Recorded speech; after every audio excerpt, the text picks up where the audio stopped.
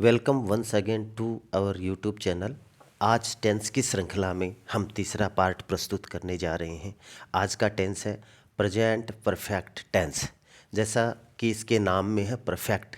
Perfect का अर्थ है पूरा, यानी कोई कार्य अभी अभी पूरा हुआ है। इस टेंस के कीवर्ड जो हमें बुक्स, न्यूज़पेपर और मैगज़ीन में लिखे वाक्यों को पहचानने में मदद करते हैं वो हैं already, yet, just, recently, lately, so far, several times, never और once। कॉन्ट्रैक्शंस इस टेंस में यूज किए जाते हैं। आजकल मॉडर्न इंग्लिश में इनका इस्तेमाल बहुत ज़्यादा होने लगा है। He plus has he's, she plus has she's, it plus has it's, Ram plus has Ram apostrophe s, I plus have I've, we plus have we've, you plus have you've, they plus have they've. इस tense को हम 4 स्थितियों में समझते हैं। Video को skip किए बगैर आप अगर ध्यान से देखते हैं तो पूरी तरह से आपके समझ में आएगा। सबसे पहले हम इस टेंस के कुछ बेसिक नियमों को जान लेते हैं। इस टेंस की हेल्पिंग वर्ब हैज और हैव होती है। सिंगुलर सब्जेक्ट के साथ हैज का प्रयोग होता है और प्लूरल सब्जेक्ट के साथ हैव का प्रयोग किया जाता है। मेन वर्ब की थर्ड फॉर्म का प्रयोग किया जाता है। जब हिंदी वाक्यों की बात करें तो हिंदी वाक्यों के अंत में चुका है, चुकी है, चुके हैं, या, ये, या यूँ कहें आवाज़ या ध्वनि आती है, आ है, ई है, ए है। यदि कर्ता आई हो तो अंत में हूँ की ध्वनि आती है, जैसे चुका हूँ, चुकी हूँ, चुके हैं, या हूँ, ये हूँ, आ हूँ, ई हूँ। स्ट्रक्चर, साधारण वाक्य रचना। साधारण वाक्य को अफर्मेटिव सेंटेंस या सिंपल सेंटेंस कहते हैं। इसकी जो संरचना है वो इस तरह है: subject plus helping verb plus verb की थर्ड फॉर्म प्लस ऑब्जेक्ट। यहाँ हेल्पिंग वर्ब के रूप में हैज या हैव में से कोई एक सब्जेक्ट के अनुसार इस्तेमाल में किए जाते हैं। नेगेटिव सेंटेंस में subject plus helping verb plus note plus verb की थर्ड फॉर्म ही प्लस ऑब्जेक्ट। इंटेरोगेटिव सेंटेंसेज की जब हम बातें करें तो हेल्पिंग वर्ब सबसे पहले आएगा। तो इसका स्ट्रक्चर कुछ इस तरह होगा: helping verb plus subject plus verb की थर्ड फॉर्म प्लस ऑब्जेक्ट और क्वेश्चनवाचक मार्क। ये स्ट्रक्चर यस और नो टाइप वाले क्वेश्चंस का है। और WH वर्ड्स के साथ इंटेरोगेटिव सेंटेंस बनते हैं। WH word plus have plus S में सब्जेक्ट प्लस वर्ब की थर्ड फॉर्म प्लस ऑब्जेक्ट और क्वेश्चन मार्क। अब हम विभिन्न सिचुएशन में इस टेंस को पढ़ते हैं। जैसा कि हमने पहले चर्चा की थी कि 4 सिचुएशन में हम इस टेंस पे काम करेंगे। Situation number 1, recently completed work और एक्शंस। अभी अभी जो कार्य कंप्लीट हुए हैं उनकी बातें करते हैं। जैसे राम जयपुर गया है, या इसी को ऐसे कह सकते हैं राम जयपुर जा चुका है। इसकी जब अंग्रेजी बनाते हैं, राम सिंगुलर है इसलिए हैज, वर्ब की जो फर्स्ट फॉर्म होती है गो, सेकंड वेंट, थर्ड गोन, तो यहाँ गोन आएगी, गोन, और टू और जगह है जयपुर तो जयपुर। तो सेंटेंस हुआ Ram has gone to Jaipur.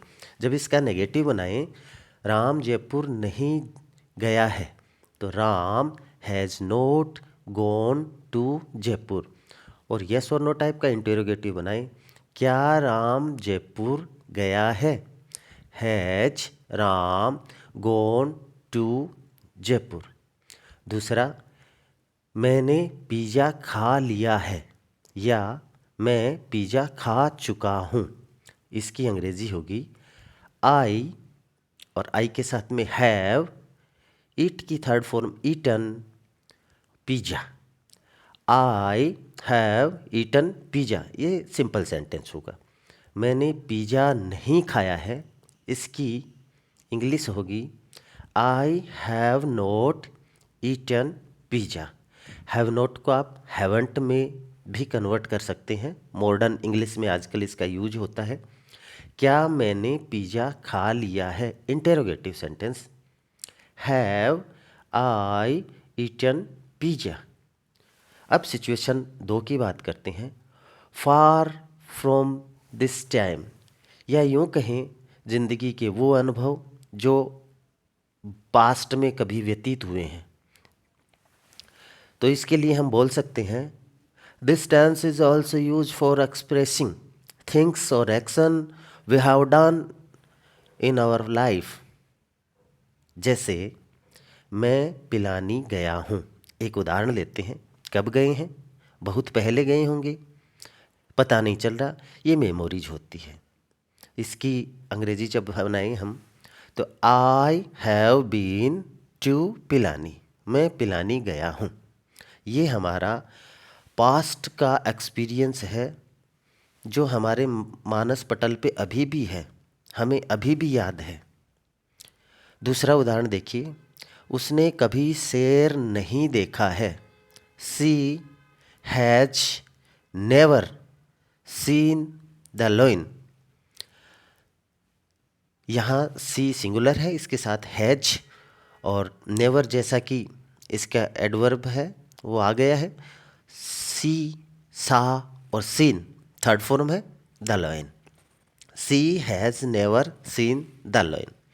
Third जो सिचुएशन है वो पास्ट एक्शंस जिनका प्रभाव वर्तमान पे भी पड़ता है, या यूँ कहें action of the past that effect the present. Generally ये वार्तालाप का हिस्सा होती है। जैसे कि अभी हम किसी स्कूटी के पास खड़े हैं और मैं ऐसे कहूँ कि चाबियाँ खो गई है, मैं स्कूटी स्टार्ट नहीं कर सकता। ये जो चाबियाँ हैं ये आज नहीं पहले कभी खोई है, अभी मेरे पास चाबी नहीं है और चाबी नहीं होने के कारण मैं स्कूटी स्टार्ट नहीं कर सकता।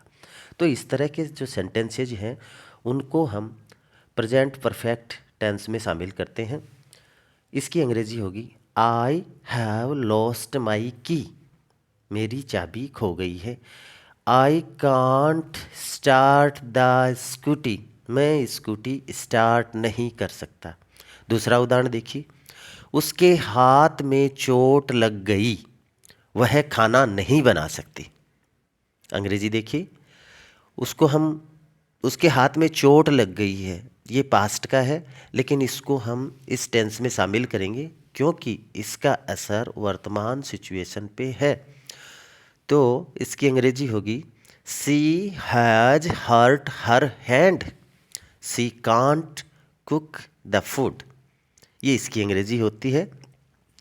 फोर्थ सिचुएशन है वो पास्ट की सिचुएशन कंटिन्यूअस इन प्रेजेंट, भूतकाल की कोई स्थिति जो वर्तमान में अभी तक जारी है। उदाहरण देखिए, वह 3 दिनों से स्कूल नहीं गई है। सी हैज नोट, वर्ब की third form gone to school for 3 days। यहाँ फॉर का प्रयोग हुआ है। फॉर का प्रयोग पीरियड ऑफ टाइम के लिए होता है, तो फॉर 3 days हो गया। दूसरा उदाहरण देखिए, मैं तुम्हें 1990 से जानता हूँ। इसकी अंग्रेजी होगी I have known you since 1990। इसमें ये विशेष पोजीशन है, फोर्थ सिचुएशन, जब कोई कार्य भूतकाल से आरंभ हो और वर्तमान में भी वो जारी हो, तो वो सिचुएशन, उस सिचुएशन के लिए सिंस और फॉर का प्रयोग इसमें किया जाता है। अन्यथा सिंस और फॉर इससे अगले टेंस में प्रेजेंट परफेक्ट कंटिन्यूअस, या यूँ कहें परफेक्ट कंटिन्यूअस में सिंस और फॉर टाइम के लिए व्यक्त किए जाते हैं, यूज में लिए जाते हैं। लेकिन यहाँ विशेष सिचुएशन होती है, ये पोजीशन दिखाने के लिए सिंस और फॉर का प्रयोग इसमें किया जाता है। अब ये सब आपने जान लिया है, इसके साथ ही कुछ प्रैक्टिस एक्सरसाइज। कुल 5 वाक्य आपको दिए गए हैं। वीडियो को रोक के इसका स्क्रीनशॉट ले लें, फिर उसके बाद में सिंपल सेंटेंस अर्थात अफर्मेटिव सेंटेंस और उसके बाद में नेगेटिव तथा इंटेरोगेटिव सेंटेंस बनाने का प्रयास करें।